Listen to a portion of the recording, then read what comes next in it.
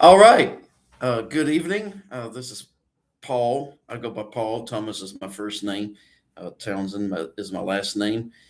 And the video counseling session on the disclose or not disclose is the continued presentation that I'm following in this presentation, uh, and applying the instructor feedback and developing this slide presentation.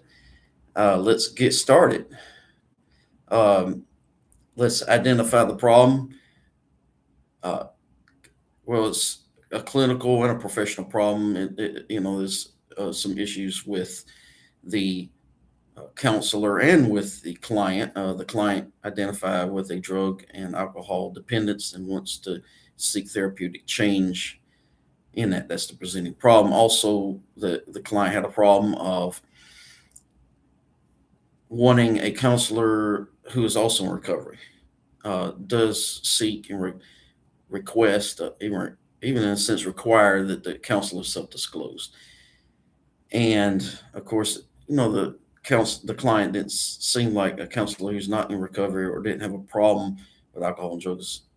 Of course, he didn't explicitly state that, but he prefers a counselor who uh, is in recovery and self-discloses that.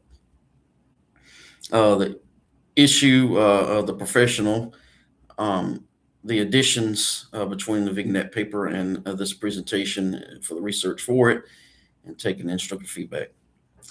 Informed consent matters, and self-disclosure matters. So on this slide, I'm going to bring up some self-disclosure research that I have towards the end of the slide. Uh, the client seeks a counselor who self-discloses. Now, Cleary and Armour, 2022, they found that mental health self-disclosure of lived experience enhances the counseling process. So, a mental health provider who has lived experience, according to Cleary and Armour, 2022, found that mental health professionals who experienced recovery for themselves for their mental health and their self-disclosing that to the client is very beneficial. Also, Margolin and Kupfer also found that the counselor's self-disclosure improves the therapeutic outcomes with clients.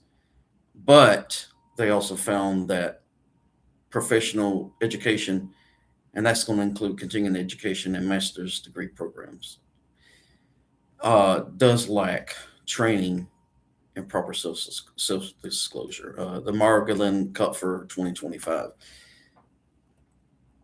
And so the ACA Code of Ethics standards that apply to this scenario, the ACA Code A1C counseling plans and the A2 professional competence. And the Minnesota codes will be 2150 decimal 7510 competent provision of services.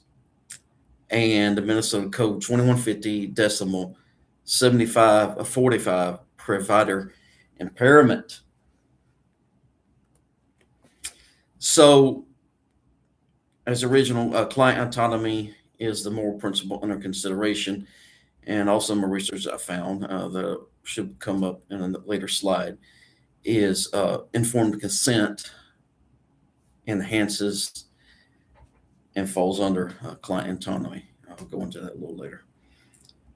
Clients determine direction of therapeutic process. It's all about the client, not the counselor. Clients are seeking help. The counselor's not seeking help. Leitz and Hodge, 2012, state that spirituality is an integral component in addictions counseling. So I am a Christian. I'm a follower of Christ, and my relationship with Jesus has been very beneficial for my recovery in drugs and alcohol. And as a follower of Christ and as someone who's really been helped by the Lord, I want to share that with somebody, and that would include my clients. And the client didn't self-disclose whether he's a Christian or not. He didn't bring up spirituality. Of course, spirituality can be mentioned in an informed consent. That's helpful. And faith can come up in the counseling therapeutic process with the client. The client can still offer involuntary information like that. The FEM et al. Article states that addiction counseling is effective by providing a safe, non-judgmental space for the client to open up. Two professional counselors that can help is Kathy Welber at Walk-In Counseling Center and Jess Stock at the Care Council in Minneapolis. There are 4 potential courses of action. Establish a therapeutic relationship utilizing training and experience. I can use the FEM et al. 2025 article. I'm going to reinforce with the client with insurance that this is a safe space to open up. That I felt that I made the client feel safe, and the client provided open feedback to me during the counseling session. And I can refer the client to an experienced counselor who has success in addiction counseling, actually in the agency itself. ACA Code 11, termination referral. This course of action, might ensure the client will experience therapeutic change, but I won't get into that in the next few slides. Refer the client to a reputable addictions counseling center. Again, it's the same ACA code. This course of action may be better because an addiction counseling center specializes in recovery. And finally establish a therapeutic relationship utilizing training experience with the addition of clinical supervision. And of course, ACA Code D2, provision of consultation services. And now this is a good course of action, just like the first course of action, but it adds the safeguard of clinical supervision. The potential consequences of the action. Establishing a therapeutic relationship using my training and experience alone.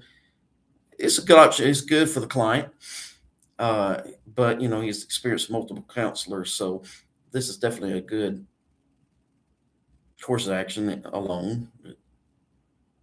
And let's get into the second course of action. Refer the client to an experienced counselor with addictions counseling in the agency. Well, this and the third course of action is not in the best interest of the client.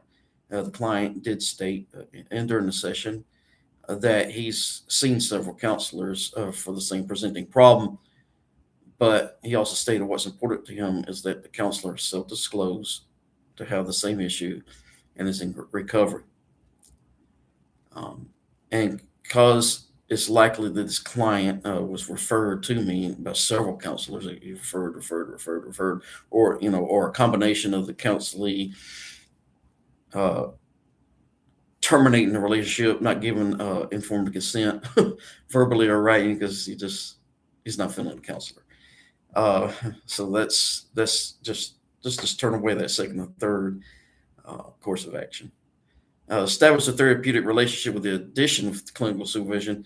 This is much better than the first course of action, and it is in the best interest of the client, but it gives me the safeguard and protection, safeguard of clinical supervision, and makes me more confident with myself. Now, the course of action chosen is, again, establish that therapeutic relationship with the addition of clinical supervision is the best interest of the client. I did properly self-disclose during the session, and of course, this is before the research I conducted, which was mentioned on the first slide about informed consent being beneficial to the therapeutic process, and is beneficial to clients. And of course, he did state he was referred several times by prior counselors due to the lack of being in recovery themselves. And clinical supervision is a personal professional safeguard. Yeah, just repetition. And evaluate the course of action. Of course, the ACA Practical Guide to Ethical Decision Making provides 3 tests for testing a course of action: a test of justice, the test of publicity, and a test of universality. Test of justice, a sense of fairness. Yes, I would hope that a counselor would identify with me, even proper self-disclosure, and do the same for me if I was seeking help. Test of publicity. The news media would applaud this type of decision. Test the universality. Oh yeah, this is definitely a good course of action for any counselor. Implementation, of course, because I did this deliberation myself and doing the ethical decision making process. I realized that informed consent is going to have to be changed to add that clinical supervision part to the informed consent and educate the client on what informed consent regarding clinical supervision means. Why is I had to share, I'm going to share some details with that third party and connect. So I'm going to connect with the counselors identified as potential clinical supervisors. I'm going to establish clinical supervision. Of course, I'm going to go over that informed consent, updated, renewed, revised informed consent with the client. Another thing I want to bring up is counselors. It's possible that the counselors that the client had seen before did not even give a proper informed consent to the client. I don't know what other supervisors or other counselors do. I have not met with them. They haven't told me. I don't know how the informed consent process that they provided to this client. I know what I'm doing. I'm doing what's right. I've scheduled the first clinical supervision session after the next session, and I prepare for the clinical supervision, take notes, gather material, and obtain the material, and these are my references. That's pretty much the presentation.